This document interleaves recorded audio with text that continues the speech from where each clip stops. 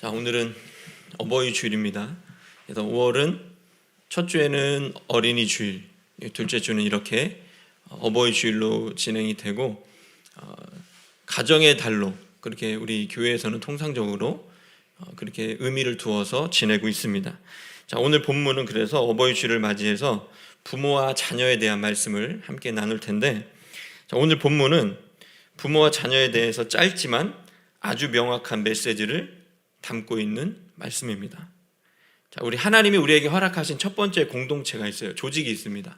그게 혹시 뭘까요? 교회보다도 먼저 생겼고 모든 것의 시작점이라고 해도 과언이 아닐 정도의 그 첫 번째 공동체, 어떻게 보면 가장 단위의 공동체이지만 가장 중요한 그 공동체가 있습니다. 그것이 무엇일까요? 네, 가정입니다. 앞에서 힌트를 이렇게 많이 줬는데 틀리면 안 되겠죠, 그죠? 바로 가정이에요. 자, 우리의 가정은 참으로 귀한 것이죠. 하나님은 이 가정에서부터 하나님 나라가 이루어지도록 우리를 부르셨습니다. 우리가 찬송가 556장 불렀잖아요, 그죠? 우리가 한 상에 둘러서 먹고 마시는 그곳이 우리의 낙원이고, 그 우리 가정이 모여있는 그곳이 바로 천국이라고 하는 그 찬양처럼, 하나님께서는 우리 가정을 정말 먼저 하나님 나라가 이루어지도록 가정에서부터 그렇게 우리를 부르신 것입니다. 우리가 하나님의 나라, 천국 다 가고 싶잖아요, 그죠? 우리가 예수 그리스도를 믿고 구주로 영접한 그 어떻게 보면 궁극적인 목표가 하나님의 뜻을 이루는 것이고, 또 우리의 영혼이 구원받는 거잖아요. 하나님 나라에 가는 것입니다. 우리가 하나님 나라를 바르게 이해하고 누릴 수 있기 위해서는 가장 먼저 어디가 천국이 되어야 되느냐? 우리의 마음이 천국이 되어야 되고 가정이 천국이 되어야지만이 우리가 하나님 나라를 누릴 수 있고 갈 수 있게 되는 것입니다. 그런데 여러분, 우리가 가정에 하나님 나라가 이루어져야 된다라고 말씀을 드렸고, 그렇게 이상적인 하나님의 말씀이 있어요. 그렇지만 우리의 가정이 천국처럼 완전한 곳일까요? 우리가 죽어서 가는 그 하나님 나라처럼 아무런 고통도 없고 다툼도 없고 어려움이 없는 그런 곳이 될 수 있을까요? 아닙니다. 우리의 가정은 아직 이 땅에 있기 때문에 때로는 다툼도 있고, 그 다툼으로 인해서 서로에게 상처를 줄 수도 있어요. 말로 줄 수도 있고 나의 행동으로 그렇게 상처를 줄 수 있습니다. 자, 저희도 부끄럽지만 목회자 가정이지만 서로 이해하고 따뜻한 말로 위로하기보다 서로 감정을 상하게 하고 상처를 줄 때가 많이 있습니다. 자, 아내하고 저하고 이제 한 15년 같이 살았죠, 그죠? 그런데 제가 15년 전에 알던 제 아내는 온데간데 사라지고 없습니다. 네, 저는 그때 제 아내가 그리운데 그때 제 아내는 없어요. 왜 그러냐고, 나는 15년 전 당신을 사랑했지 지금의 당신은 참 마음이 좀 아파요. 그랬더니 뭐라고 했냐면, 당신 때문에 그렇다고, 그죠? 아내가 지금 집에 가면 내가 지금 걱정이 되긴 하지만 마찬가지예요. 왜 그러냐면, 제가 아내를 면박을 주고 창피를 주려고 하는 게 아니라 그 중심에 누가 있는 걸까요? 제가 있죠. 아내가 저를 안 만났으면 이렇게까지 되지 않았을 텐데, 그죠? 제가 아내를 힘들게 하고 또 제가 멋대로, 왜냐하면 제가 성격이 좀 직설적이고 좀 돌려 말하지 못하고 좀 이렇게 강하게 좀 이렇게 욱하고 버럭하는 게 있다 보니까 저희 아이들도 좀 상처를 많이 받았을 것 같아요. 저도 이게 그러려고 하지 않는데 저희 아버지가 좀 이렇게 다혈질이셨어요. 그러다 보니까 그런 모습이, 싫은 그 모습이 은연중에 그 DNA로 저에게 내려왔고, 또 그것을 보고 접함으로 저도 그것이 싫지만 배운 게 도둑질이라고 어쩌겠어요, 그죠? 그렇게 하는 저의 모습을 보면서 나의 이런 모난 모습들, 가시 같은 모습들 때문에 나의 자녀들이, 아내가 많이 힘들겠구나, 그걸 알면서도 잘 안 돼요. 자꾸 더 상처 주는 말을 하게 되고 아이들이 아내가 싫어하는 행동들을 이렇게 하게 되는데, 제가 왜 이런 말씀을 드리냐면, 우리 가정은 하나님 나라를 이루어야 되고 추구해야 되지만 완전하지 않다는 겁니다. 각자가 그런 부족한 모습이 있고 연약한 모습이 있고 서로에게 싫은 모습들을, 행동들을 함으로 인해서 가정이 천국이 아니라 때로는, 표현이 좀 그렇지만 지옥 같을 때도 있을 수 있습니다. 정말 그렇지만 그럼에도 불구하고 하나님은 우리 성도들의 각 가정이 화목하고 행복하기를 바라고 계시고, 우리의 연약하고 그런 모난 성품들 속에서 누가 우리를 인도하시느냐? 하나님이 우리를 인도하고 계시기 때문에 걱정하지 마시고 아름다운 가정을 이루기 위해서 더 내가 먼저 죽어지고 노력할 수 있는 우리 모든 성도들의 가정이 되었으면 좋겠습니다. 자, 우리의 가정이 정말 소중한 것이고 귀한 것이라는 것은 아무리 강조해도 지나치지가 않을 겁니다. 우리는 가정을 통해서 안정을 취할 수도 있고, 아무리 힘든 일이 있어도 우리 가족들을 보면서 참아낼 수 있고, 또 그 가족들이 우리에게 힘을 주기도 합니다. 자, 우리 가정에는 남편과 아내, 사랑하는 부모님, 또 자녀들, 형제 자매가 있겠죠. 하나님은 가정 안에 이런 여러 구성원들을 주셨고, 우리가 서로 사랑하며 행복하게 살아가기를 원하고 계십니다. 그런데 성경에는 또 다른 말씀이 있어요. 집안 식구가 뭐라고요? 집안 식구가 뭐라고요? 성경에 분명히 나와 있는 말씀이 있어요. 이걸 직역해서 말씀드릴게요. 집안 식구가 왼수다라는 말씀도 성경에 있습니다.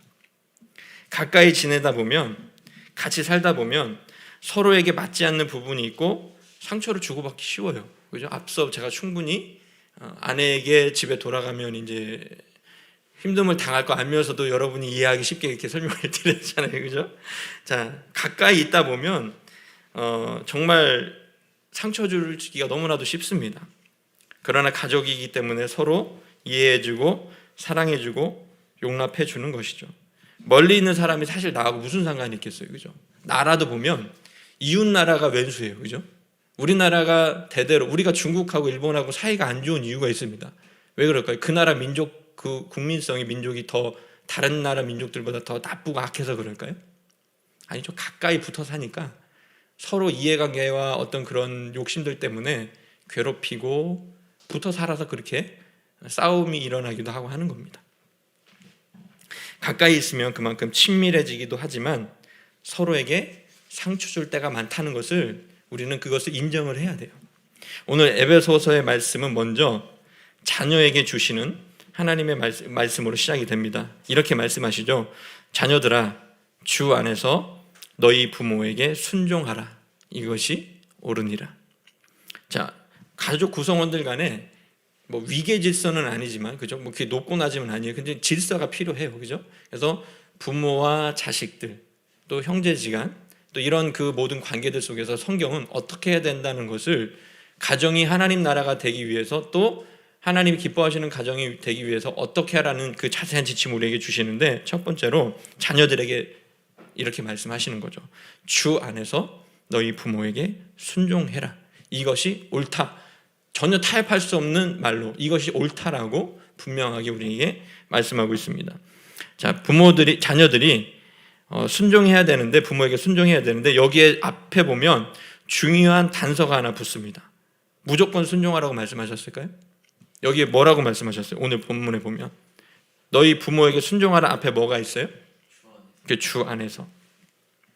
우리가 부모님께 1차적으로는 부모님의 뜻에 순종하는 것이 옳지만 그 순종은 누구 안에서 해야 된다라고 말씀하고 있어요? 주님 안에서 해야 되는 것입니다. 아무리 내 부모님이라고 해도 그 부모님의 뜻이 하나님보다 앞설 수는 없다라는 것을 성경은 우리에게 또한 알려주고 있는 것이죠. 자, 우리가 부모님이 모든 것을 다 순종해도 순종할 수 없는 게 있어요. 그게 무엇이 있을까요? 아마 어린 자녀들은 아직 그게 아직 부모님하고 크게 부딪혀 본 적이 없고, 그죠? 아직은 그 부모님의 슬하에서 살아가기 때문에 그런 게 뭔지를 잘 모를 거예요. 근데 어른들은 아마 알 겁니다. 근데 극단적으로는 부모님이 교회 다니시지 않는 분들은 교회 다니지 마라. 그죠? 그리고 하나님 믿지 말라고 할 때에 그러면 그 부모님의 뜻에 순종을 해야 될까요? 그건 아니라는 것이죠.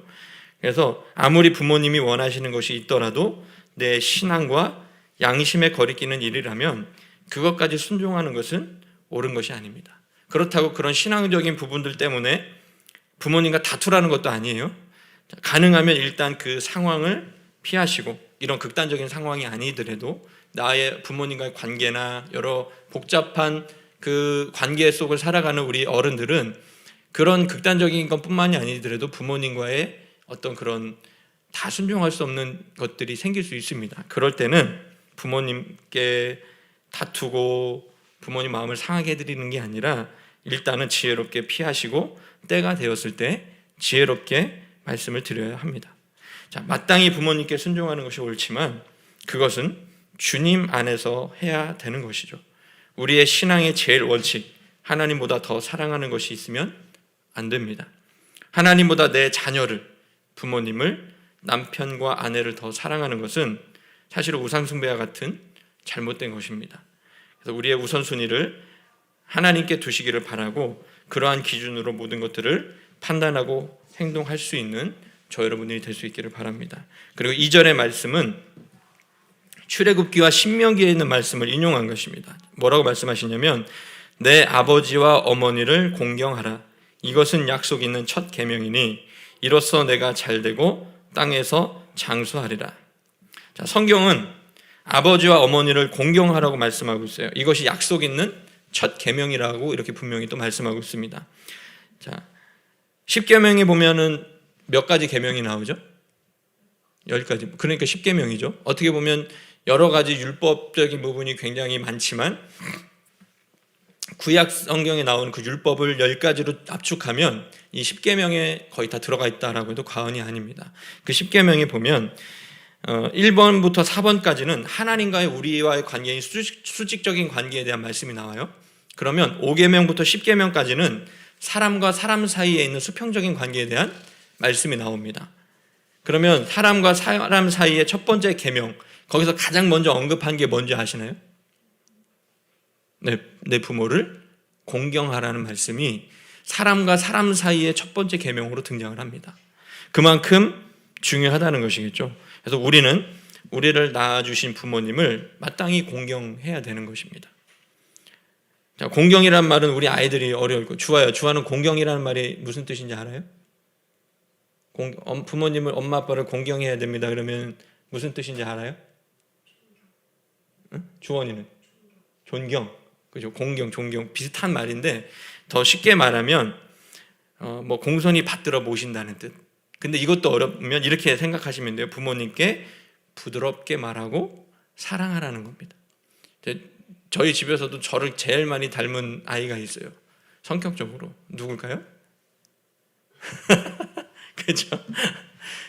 주원이도 막 욱하고 버럭버럭해요. 그러다 보니까 부모님을 공경하는 것은 그렇게 짜증 부리고 욱해서 버럭하는 게 아니라 부모님께 부드럽게 말하고 부모님을 사랑하는 겁니다. 아무리 손가락질해도 이미 다 알고 있어요. 다 알고 있어요. 모든 사람이 다 알고 있어요. 그래서 우리 부모님을 공경할 때 마음적으로는 비록 내가 부모님과 불편한 게 있더라도 그 부모님을 공경하는 거예요. 부드럽게 이야기해주고 그 부모님 마음이 상하지 않도록. 그래서 우리 부모님이 나이를 들면 들수록 어떻게 되어 간다라고 하죠? 우리 사람은 나이를 들면 들수록 어떻게 되어 간다고 그래요? 오히려 더 아이가 된다고 그러잖아요. 그러다 보면 더 이기적이어지고 고집스러워지고 우리는 이해할 수 없는 합리적인 판단을 하는 젊은 세대들은 이해할 수 없는 전혀 이상한 행동들을 하실 때가 있어요. 부모님을 공경한다는 것은 부모님이 그렇게 공경받을 만한 행동을 해서만이 아니라 그 나이가 되면 우리가 부모님을 마땅히 공경을 해야 된다는 것입니다. 우리 부모님이 잘나고 똑똑해서 돈이 많고 나에게 도움이 돼서 그렇게 하라는 게 아니라 그냥 내 부모님이기 때문에 나를 이 땅에 태어나게 해주시고 길러주신 소중하고 고마운 분들이기 때문에 공경하고 사랑해야 된다는 것이죠. 자, 우리에게 생명을 주시고 나를 낳아주시고 길러주신 부모님조차 공경하지 못하고 사랑하지 못한다면 누구를 사랑하고 존중할 수 있겠습니까? 그럼 어떻게 부모님을 공경할 수 있는가? 성경에 자세히 기록되어 있죠. 우리가 교도문에서 읽은 것처럼 아버지의 훈계를 듣고 어머니의 법을 떠나지 않는 겁니다. 비록 그것이 나의 마음에 들지 않는다 할지라도 주 안에서 주님의 뜻에 거스르지 않는다면 부모님의 뜻에 따라주는 것이 옳다라는 것입니다. 그리고 아버지의 말씀을 듣고 순종하고 어머니를 가볍게 여기지 않는 것이죠. 자, 우리 큰아들이 이제 크니까 힘이 세지잖아요. 그전에는 엄마보다 피지컬이 약할 때는 엄마한테도 부드럽게 말하고 순종하고 가볍게 여기지 않았는데 이제는 힘으로 엄마한테 이제 그렇게 하는 경우가 있어요. 이게 왜냐하면 여기 성경에도 그렇게 이야기한 게 있습니다. 늙은 어미를 어떻게 하라는 거예요? 가볍게 여기지 말라는 것이죠. 힘이 약해지고 부족해졌다고 내가 힘이 더 세다고 나의 강한 힘으로 억압하지 말라는 겁니다. 그런 경우를 많이 보게 돼요. 세상은 참 아름답지만은 않아요. 성경에는 아름다운 말로 가득 차 있지만 현실은 그렇지 않은 경우를 많이 보게 됩니다. 그럴 때는 어떻게 해야 되느냐? 성경을 기준으로 그렇지 않은 모습들을 바라봤을 때 그렇게 되어 가기 위해서 우리가 더 열심히 노력해야 된다는 것이죠. 그런 기준조차 없다면 우리의 삶은 짐승과 다를 바가 없을 거예요. 성경은 그렇게 하나님이 뜻이 어디에 있고 어떻게 하는 것이 우리가 더 행복한 길이라는 것을 성경을 통해서 우리에게 잘 말씀해 주고 있죠. 근데 우리가 이렇게 부모님을 공경해야 된다는 것을 성경은 많이 말씀하고 있지만 우리는 부모님보다 우리의 자녀들을 더 챙길 때가 급급할 때가 많이 있어요. 근데 이 말은 자녀들에게 소홀하라는 말이 아니에요. 자녀들에게 주는 그 관심과 사랑만큼 부모님도 공경하고 사랑하라는 것이죠. 근데 요즘 어린 자녀들을 보면 특히 젊은 세대 중에 부모님을 공경하는 게 아니라 어떻게 하는 자녀들이 많을까요? 어떻게 하는 자녀들이 많아요? 반대. 공경이 아니라 공격하는 자녀들이 굉장히 많아요. 그죠? 어린아이들도 그렇고 좀 더 나이가 더 청소년 시기에 또 젊은 시기에 부모님들과 좀 이렇게 관계가 좋지 않은 경우를 많이 보게 됩니다. 이것은 내가 더 힘이 있고 많이 배웠다고 부모를 무시하고 억압하는 것은 이것은 정말 자기의 근본을 부정하는 것과 마찬가지죠. 자, 우리 부모님이 왜 그렇게 하셨어요? 물론 건강하지 못한 이거는 뭐 심리학적으로까지 갈 필요는 없어요. 부모님이 본인이 못 배웠기 때문에 어려웠기 때문에 자녀들에게 잘해주고 싶어서 많이 교육을 시켜놨어요. 그러다 보니까 어떻게 됐어요? 지적으로나 생활적으로나 자녀들의 수준이 많이 올라가니까 상대적으로 이 자녀가 인성이 훌륭하지 못하고 인격적인 교육을 많이 받지 못했으면 그 부모님을 볼 때 어떨까요? 고마운 마음을 먼저 부모님이 어머니가 나한테 이렇게 희생했다라고 고마워하는 아이들도 있겠지만 대다수의 아이들은 그렇게 자기보다 수준이 낮은 부모님을 낮게 여기는 경우를 많이 보게 됩니다. 이건 이 현대에 좋지 않은 어둠의 한 단면이죠. 그것을 우리가 보았을 때 우리 믿는 사람들은 어떻게 해야 되는지를 좀 더 깊이 생각해 보고 우리가 하나님의 뜻이 어디 있는지를 구분해 봐야 될 필요가 있다는 것입니다. 자, 우리가 부모님을 이렇게 또 공경하면 하나님께서 약속하신 복이 있습니다. 뭐냐면 3절에 보면 이렇게 말씀하시죠. 이로써 내가 잘되고 장수하리라. 여러분의 인생이 잘되고 그래도 이 땅에서 좀 오래 살고 싶으신다면 어떻게 해야 될까요?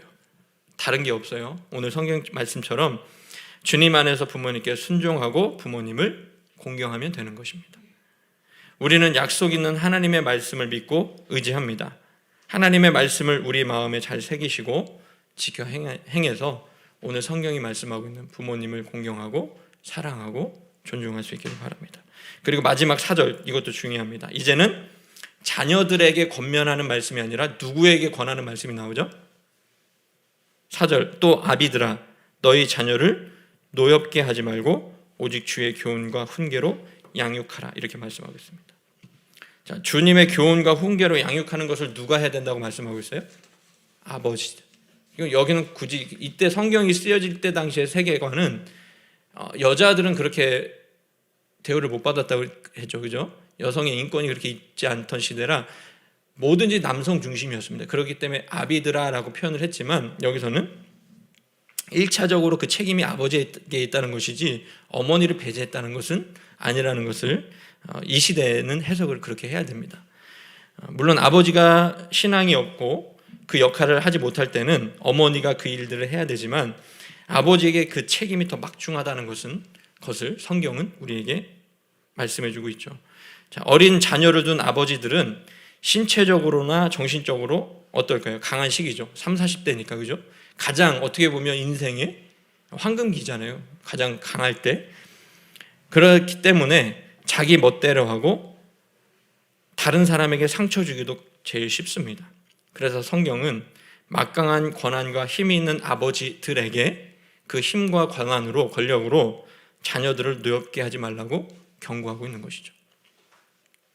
그럼 자녀들이 언제 노여워할까요? 이게 좀 옛날에 번역된 거라 좀 표현이 좀 어색하긴 해요. 자녀들이 노여워한다? 이건 조금 이해가 안 될 수도 있어요. 자녀들이 상처받고 주눅들고 마음 아파한다. 이 정도로 생각을 하시면 좋을 것 같아요.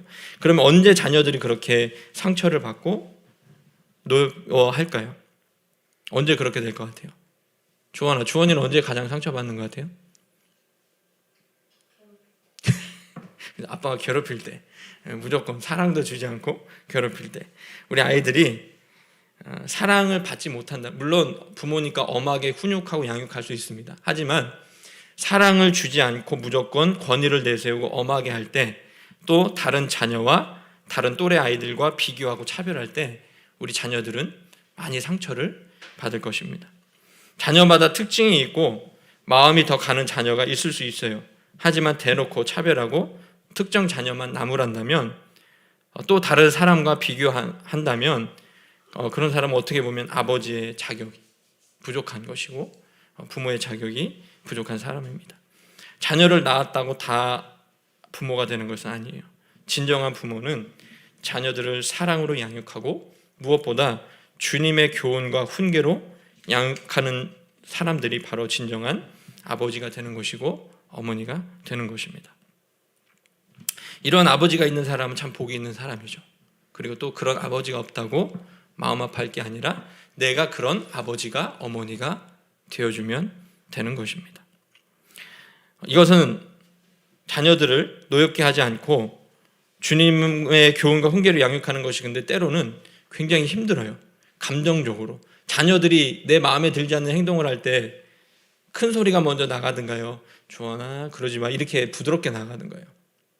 그죠? 감정이 상해. 왜냐하면 인격 대 인격이기 때문에 내가 정말 부모로서 부모의 역할이 있는 겁니다. 더 무거운 책임이 있다라는 거예요. 부모와 자식 간에. 그래서 부모 자식 간에 어떤 다툼이 있고 관계가 좋지 않다면 그 1차적인 책임이 누구에게 있다는 거예요? 부모에게 있습니다. 사실은. 특히 어린 자녀들이 있는 경우에는 그렇죠. 그래서 우리가 부모로서의 권위가 있고 부모로서의 어떤 권한이 있기 때문에 그에 따른 더 큰 책임과 의무가 있다는 것을 기억하시고 마땅히 부모로서 해야 될 그 모든 일들이 힘들다 할지라도 잘 감당할 수 있기를 바랍니다. 자, 오늘 말씀은 부모와 자녀에 관한 말씀이었습니다. 자녀들은 부모에게 순종하고 공경하는 것이 옳습니다. 이게 성경의 말씀이죠. 또 부모는 자녀를 사랑하고 주의 말씀으로 양육하는 것이 옳습니다. 무엇보다 중요한 것은 이렇게 될 때 우리의 가정이 하나님 나라가 될 수 있다는 것입니다. 궁극적인 것은 우리 가정이 부모와 자녀들에게 주신 이 지침대로 우리가 하나님의 뜻대로 살아간다면 우리의 가정이 천국이 된다는 것이죠. 하나님 나라는 어느 특정한 곳이 아니에요. 우리가 죽어서 가는 곳이 우리의 궁극적인 천국이 하나님 나라지만 하나님은 이 땅 가운데서도 우리가 하나님 나라를 누리기를 원하고 계십니다. 그리고 그 첫 번째 되는 공동체가 어디냐? 교회도 아니에요. 가정에서부터 우리 하나님 나라가 이루어지고 또 교회에서 하나님 나라가 이루어지고 내가 일하고 있는 직장과 일터와 내 모든 삶의 영역에서 하나님의 나라가 이루어질 때 우리는 진정한 하나님 나라를 누릴 수 있고 갈 수 있게 되는 것입니다. 그래서 하나님이 다스리시고 통치하시면서 하나님의 뜻이 이루어지는 곳, 하나님이 함께 하시는 곳이 곧 하나님 나라이고 천국입니다. 자, 우리는 비록 이 험난하고 사랑이 메말라가는 시대를 살아가지만 우리 가정에서부터 하나님 나라를 이루어가면서 우리의 삶의 모든 영역에서 하나님이 주시는 큰 은혜를 마음껏 누리며 그 하나님 주시는 크신 은혜 가운데 늘 행복하게 살아갈 수 있는 저 여러분이 될 수 있기를 간절히 축원합니다. 기도하겠습니다.